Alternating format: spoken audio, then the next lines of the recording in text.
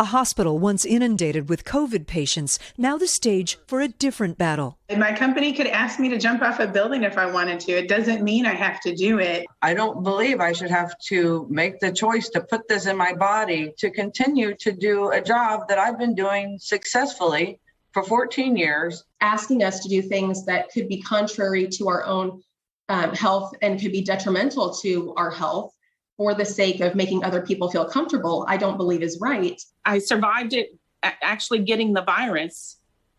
It makes no sense to me to go and get a shot for something that I've already survived. Jennifer, Kara, Sarah, and Kathy have all chosen not to get vaccinated and are all losing their jobs at Houston Methodist. They're concerned the vaccine didn't go through extensive clinical trials before being given to the public. If I were to take this vaccine, then therefore I am a part of a clinical trial that I do not want to be a part of. But there were trials.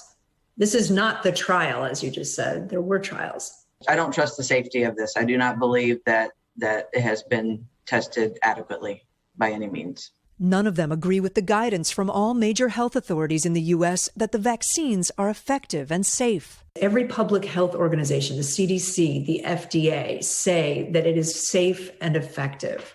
Mm-hmm. You don't believe those organizations? No, I don't. I do not believe them at all. Federal agencies and the vast majority of medical experts say adverse reactions to the vaccines are exceedingly rare and that staying unvaccinated is much more dangerous. The science is also very clear about unvaccinated people. You remain at risk of mild or severe illness, of death, or of spreading the disease to others. Yet these nurses all argue they've seen adverse effects.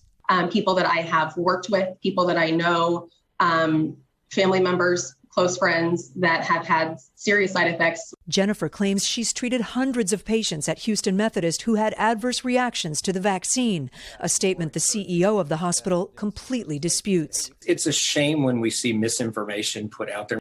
That's completely inaccurate. Of course, we all see side effects of the vaccines. We know that sore arms and small low-grade fever and a number of other things happen.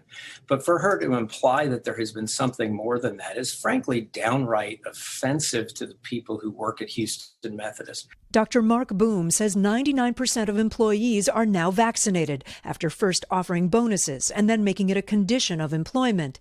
Kathy says she resigned shortly after Dr. Boom sent an email reacting to the lawsuit, reading in part, "It is unfortunate that the few remaining employees who refuse to get vaccinated and put our patients first are responding in this way." I felt like that was just another knife to the back. We had been there every day to go to work in an environment that wasn't safe. First, we were heroes, and now I feel like I'm the villain. Well, I'm disappointed that she felt she felt that way. What I've heard repeatedly, time and time again, from the vast majority of employees is a big resounding thank you. A thank you for leading the way. A thank you for putting patient safety first. Kate, you see this vaccine skepticism. It raises a question. Is this something that's specific to these nurses in this hospital, or is it more widespread? So there's some evidence that it's happening at many hospitals, Savannah. USA Today did a survey of some of the largest hospital networks. Only about 4% of the hospitals in the country were surveyed, but they found that fully vaccinated rates ranged from 53 to 72%. Now, Houston Methodist CEO emphasized they are worried that could be dangerous for patients, particularly the most vulnerable. When I asked the nurses about putting patients at risk, Kara, for example, agreed that she has an obligation to patient safety, but she said she also has an obligation to herself and her family. She said some people might see that as selfish, but she's putting her own rights first. And Savannah, they all echoed that. Yeah, Kate, and worth underscoring, there were the proper clinical trials before these vaccines were approved. It happened fast because they cut a lot of red tape in Washington. That's where right. The timeline got tighter. Yeah. All right. It really was quicker, but there were trials. Yeah. Yes. Okay. Kate, thank you very much. Hey, thanks for watching our YouTube channel. Find your favorite recipes, celebrity interviews, uplifting stories, shop our favorite deals, and so much more with the Today app. Download it now.